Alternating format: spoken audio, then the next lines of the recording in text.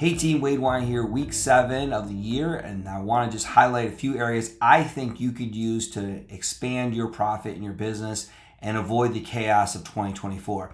First off, I thought back to an example I saw of just small genius at a small university called Taylor University, promoting their graduates and also giving them the opportunity to show off the success of the university if you do attend there. And that was a literal bulletin board where you come back as a graduate and you put your business card up there, and then all the students would see it. All the past graduates would be able to network with each other and promote the university's success. Just a small bit of genius, and it's experimentation, which is the theme of this email, what I think you need to do. If you want to grow profit in your business, you have to be willing to experiment. You have to be willing to do things differently. And we hear about this with lean cultures. We hear about this in different formats.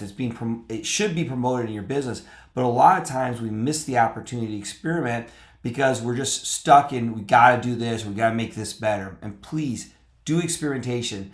Also, remember Jim Collins' suggestion that you shoot bullets and not cannonballs, meaning before you make a big investment in anything, do small things to see if it'll work. Either way, really encourage you to look down to explore some of that. I'm looking down at my notes here because I want to make sure I get my 2 recommendations in for how you can increase your gross profit this week. First one is avoid demotivating your people. That's one of the worst things you can do.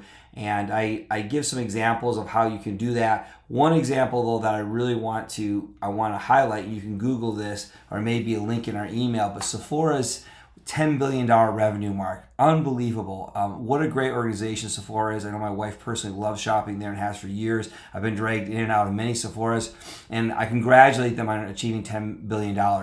But they are taking a huge black eye right now when they achieve this big number, and they should be excited about it, and they should celebrate it. We're big fans of celebrating here at Red Wagon your successes and celebrating with your people and being open about your numbers. We think you should do all those things. But what they did is they created a cookie, put $10 billion on it, and sent it to everybody. And the optics on that are just they're not good. From what everybody online is saying, the cookies are stale when they got to them to start with. And it's like, okay, $10 billion and all I got was a cookie. Now, you're never going to make everybody happy, but you can look at things and go, what will be the eventual optics of this thing that we're about to go do? And obviously, Sephora's didn't do a very good job of that, which I'm disappointed for them, but you can learn from that. Do not demotivate your people. Think about what you're doing before you do it. How will this create a positive culture and a motivating culture? Now, on top of that, sometimes we have people just naturally demotivate their employees because they think that's the way to get them to do better work. It's not, and stop doing it. So that's one way to leverage your margins or your profit. Second thing is we've talked about this in my book, Wake Up Call, and I want to reemphasize it because just this week, thinking back on some of the success that I've had in ways that you can grow your profit, and that is join peer groups. We've given you several suggestions over the last few weeks of how you could grow a profit, and hopefully you're taking them, and they're very pointed ideas. Do this, do that, look at this, look at that. Focus on your core customer.